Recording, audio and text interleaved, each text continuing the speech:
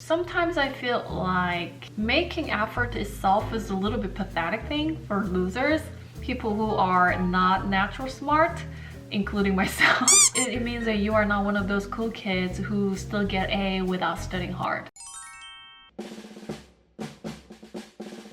I tried studying for 2.5 hours every day for the last 2 weeks, and this is why I did it, and this is what happened.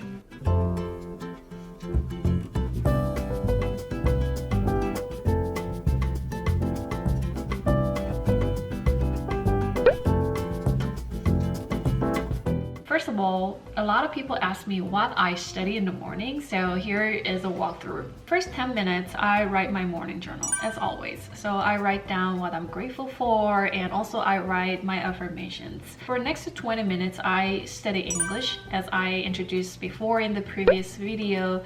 That is to memorize a paragraph from a magazine or book every day. And then for next 2 hours, I study on my major. So I am a statistician, so I do some coding quizzes for the first 60 minutes. For second half, I take online courses and also revisit some textbooks that I think are very important. So why am I doing this? I started it because I have a quite clear specific career goal that I really want to achieve in 2022, so I had to study. And after 2 weeks, that goal is still there. I'm still very committed, but I also really like the process. And let me talk about when I study. So I do my studying session in the morning from 4:30 to 7. I know that some people say, oh, that's crazy, but yeah, I'm one of those people who wake up super early in the morning. Of course, that doesn't mean that it's easy to wake up every day. Yeah, that's a different issue. Nope. But I've been waking up between 4 and 5 for like last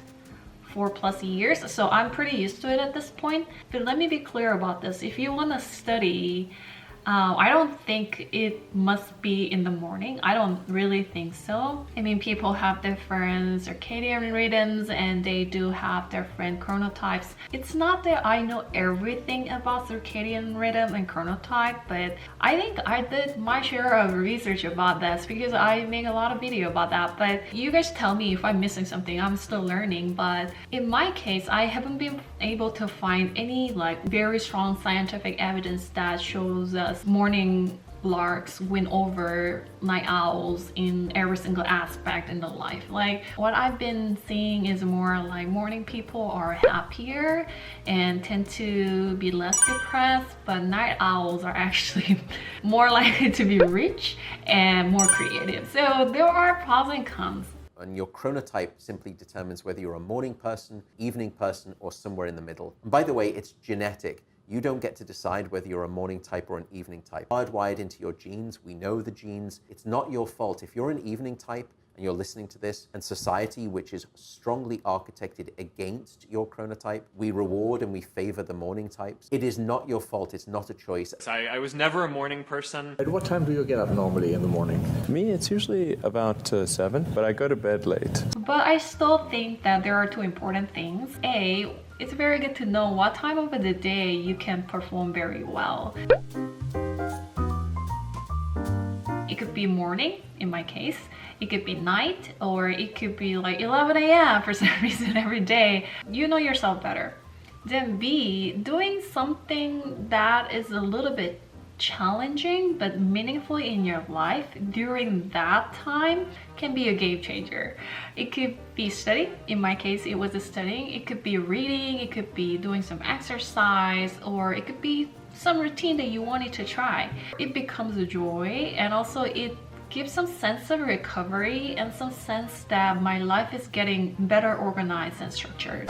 It's been only 2 weeks, so it was not a long time to observe the changes, I thought. But at this point, I feel a lot better for some reason. And I thought it was very interesting because I feel a lot happier and less frustrated at my job. And also, I feel a lot more confident. Most importantly, cognitively more active. So I was thinking why this is happening. I was trying to understand what's happening to me. Here's the explanation that I came up with. I think it's somewhat related to having what they call growth mindset. Students can have different perspectives on their intelligence, talents, and abilities. When they're more in more of a fixed mindset, they believe their talents and abilities are just these fixed traits. This makes them afraid of learning. When they're in more of a growth mindset, they can forget about smart and dumb. They can focus on developing their abilities. As a result, they take on challenges, they are more resilient in the face of setbacks, and they learn more. I am not a natural born smart. I'm just a normal person with a not too high IQ. Sometimes I feel like making effort itself is a little bit pathetic thing for losers, people who are not natural smart, including myself. That kind of bothered me for a long time. So it means that you are not one of those cool kids who still get A without studying hard, right? I wanted to become that kid who play well and then also get good grades.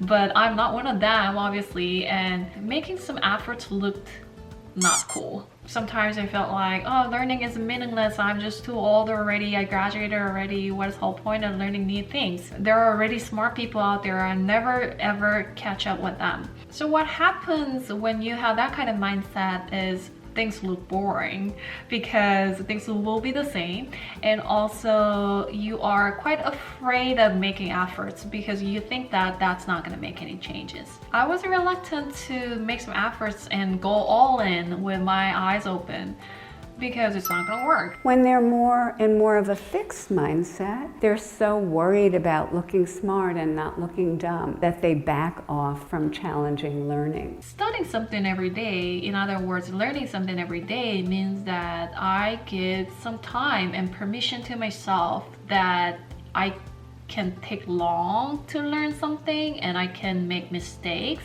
and getting things wrong. Actually, this is from one of those articles that I memorized in the morning, but yeah, learning inevitably involves getting things wrong and taking too long and forgetting key things and making poor choices. So giving myself a permission to do that gave me a lot of joys and freedom, actually, and confidence. A true growth mindset is founded in an actual belief that change is possible. It's an acquired belief system that comes from someone's experience in the world. I think one of the biggest dangers in mindset is to think of it as purely lying to yourself and having unfounded positivity. For example, like coding quizzes and understanding some difficult, challenging concept. I couldn't do it at first glance, but I come back on the next day and then I solve it and I understood it, and that gives me feeling that I'm getting better and I can get better. So that feels good. I may not be good at something yet, but I know that I can learn. There is evidence that I'm collecting every day. I think that's what gives me some confidence and some positivity and energy in everyday life. There was a ceiling that I couldn't crack through unless I actually studied and worked under a coach to get better. This idea that things are just fixed is proven not to be the case. You can get better at things, you can grow. Even people that are innately talented still need to go beyond that basic talent that they have and cultivate it. And now I think about quality of effort a lot, right? Whenever we say that, oh, effort is meaningless and it's not going to change anything, there is some frustration. But I think we can improve the quality of efforts. That's how I feel. For example, we can save some time and energy by having good mentor who knows what's the essential and what's the addendum. To improve the quality of effort, I should really check the intention and my why. Maybe I don't really want this change. That making effort may feel a little bit harder, so I regularly check my intentions and goals, and I also reminding myself to do a very deliberate practice. That means I attack the problem that I'm not very good at, but I don't like doing it. Of course, I like repeating things I'm already good at because that gives me a sense of winning.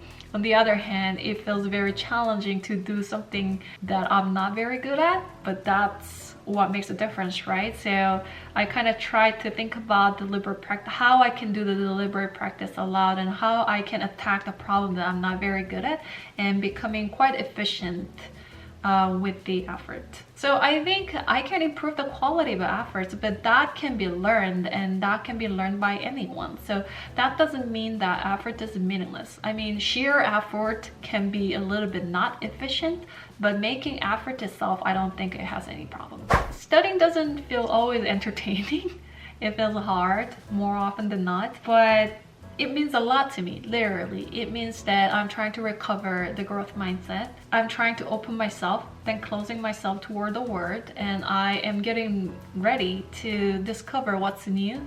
And for me, I felt like that was the gateway to the fun life, because my motto is let's have a fun life. I am not aiming to be the smartest person in the room, or I'm not aiming to be the most successful in the room, but when it comes to having the fun life and living the life fully, I am in the game. If you are interested in making some efforts towards something, sometimes meaningful things don't come easy. So if you are interested in making efforts toward that, if something comes to your mind, please feel free to join my live session every day on my YouTube channel. I'll see you there.